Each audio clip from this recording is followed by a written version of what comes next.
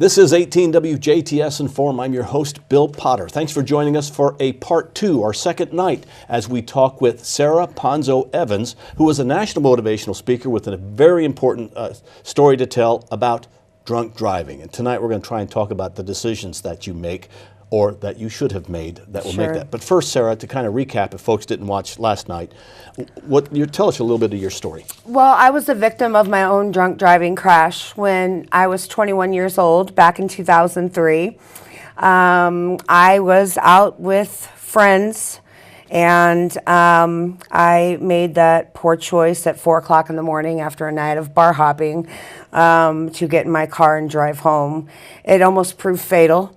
0% chance of survival, clinically dead on scene, no heartbeat, no pulse, no blood pressure. And here I am 14 years later, blessed enough to be able to tell my story after 39 surgeries. And you are telling your story to who? You're brought to the area by Headinger Beverage. Yes. And you are telling your story to who? My main focus is middle school, high school, and college. Audiences. But I do speak to people that are of age. But here in Jasper, I spoke to Jasper Middle School. You know, when we're young, we think we're strong. We think we're undamageable. But that's not the case. Yeah, we're bulletproof. There you go. Yeah. But we find out that we're not. Right. And you know, I thought that same way. I thought that I was so invincible, and you know, I'll be honest with you, this was not the first time that I chose to drive home drunk. And as hard as that is to admit for me, I think it's a part of my healing. I would probably have called me back when I was 21, a habitual drunk driver. I never thought about the consequences, and sometimes I was that person that even said that stupid phrase, I'm a better drunk driver than I am a sober driver, and I'm not sure I'm not the only one that's ever said that. But it's not true. That's what I found out. And nobody's bulletproof and nobody's invincible. It doesn't matter if you're just a middle school, high school, or college student. Even as adults, we are not bulletproof. Let's talk a little bit about decisions. Right. Because decisions you made, poor decisions you made, really, right. I guess, from when you started drinking when you were young, and then you mentioned that you were a drunk driver before, and then you finally had the accident. We make decisions as we go through life, but making a decision while you're drunk doesn't work. No, and I think it really all kind of started when I chose to hang around the people that I was hanging around with. You know, you want to always think you've got a friend, and you always want to think that somebody cares about you, and people always want to be accepted. But choosing to hang out with people who are not good for you, I think, turned out to be my downfall. Now, ever since I woke up from my coma, I have never blamed anybody else for this crash of mine. I have taken full responsibility since day one. But one choice that I made that night, I obviously didn't have a plan of what I was going to do if I ever got intoxicated after being out for a night. I mean, you have to have a plan, and that's not a decision that should be made at the end of the night. If you're questioning yourself, am I okay to drive? You're probably not. In fact, I know you're not. I mean, quite honestly, that's just it, right? Said simple, straight fact. If you're questioning yourself, if you're okay to drive, you're not okay. And I just beg people, especially with the holidays coming around, there's a lot of parties, alcohol, wine. I know it's going to be there. I'm not saying don't drink. I believe that responsible drinking in moderation can be a part of a healthy lifestyle if you're of age.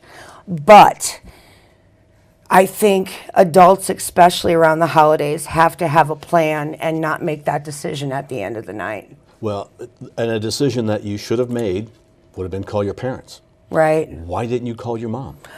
Well, and that is one thing that I speak to these middle school students about. You know, the one thing that middle school and high school students fear if they're ever out with friends and drugs and alcohol are involved, the number one thing that they fear is their parents.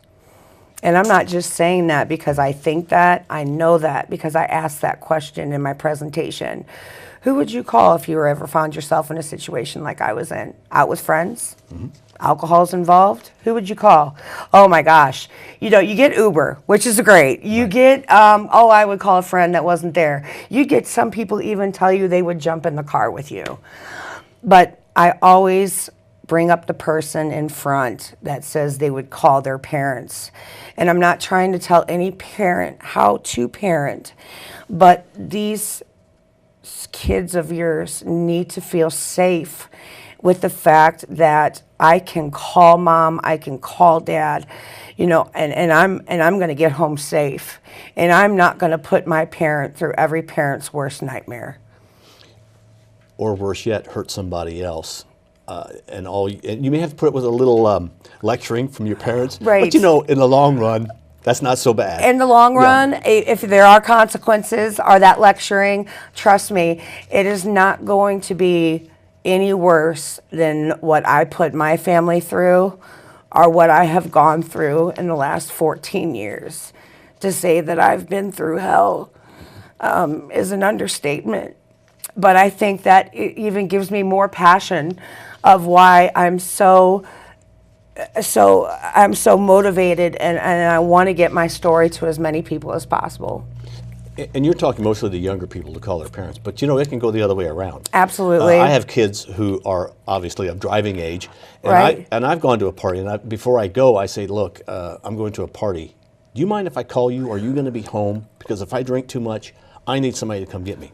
Man, it can go both ways. Yes, absolutely. Yeah. And I know I kind of cater to the younger kids when I'm talking about parents. But yes, I mean, that is just an understanding I think that you should have with all of your loved ones, anybody in your family that you're close to, whether it be your parents, whether it be your children, you know, anybody. I think that should be an understanding in every family, especially when you're going out and alcohol is involved. And sometimes we think, oh, it's just 20 miles. You know, it's not that far for me to drive. That's a 20-minute drive. That's not that big a deal. It is. That's all it takes. That quick, looking away, that quick being distracted. You guys, you know, when you're distracted on the road and you kind of veer off and I only looked away for a second to turn the radio station, you know, and on top of that, trying to be intoxicated and manage that, it's impossible. So it can happen in a flash, whether it be 5 miles, whether it be 15 miles, it doesn't matter. So be thinking about that and plan ahead. So just call somebody and say, look, I'm going to a party. But you were maybe with the wrong kind of friends to be able to do that? Right. That's a decision. One of the biggest choices that I made that night was obviously, I mean, fatal almost choice was to drive drunk. But I always talk about in my presentation knowing who your true friends are. And that's to any crowd, whether you're an adult or whether you're in middle school or high school or college. I always say and point out that every friend of mine that I was with that night watched me stumble to my car, barely able to stand up on my own 2 feet. So, but like, after saying that, I want people to understand I've never blamed this on them, but to know those were the kind of people that I was hanging out with. And it kind of made me question who I was as a person, you know, and how shallow would have I been if one of my friends, if the roles were switched, you know, so made me grow up a lot. And maybe there's a decision there, too, that as a friend, if you see somebody at that point, stop them. Right. A Take true the friend keys. is not going to allow you to do that. Take the keys, tackle them, do whatever you need to do. And that's what I've always said. Do whatever you need to do to be there for your friends that you're out with. And like I said, if you got to tackle them, tackle them. But get those keys and take them away. Well, Hettinger Beverage bringing you to talk to Jasper students is key because, you know, as a parent, we don't listen to our parents until we get older, and then we realize our parents were right. Exactly. But they're hearing it from somebody they don't know. And sometimes when you hear it from a stranger, it's different. Right. And, I think my body, in my presentation tells a huge story and presents shock factor. I'm covered in scars from head to toe, and I show my little arm. I present in a black tank top and shorts. And it's very different when you get to see the actual consequences in living proof. That's what Anheuser-Busch has named my presentation, because I am living proof of what happens. And I was just blessed enough to be able to survive what I've gone through and be able to tell my story and share it to try to impact other people's lives. I think it's amazing that you had a really good life going. You were a volleyball player. Yeah. And you made a poor decision, but you also made a decision not to stop. You kept going, and now you're making people's lives better. I woke up from my coma, and trust me, I had that, why did this happen to me, probably for 2 days. And then after that, after having big, long talks with my mother, she made me realize that God won't give you anything that you can't handle.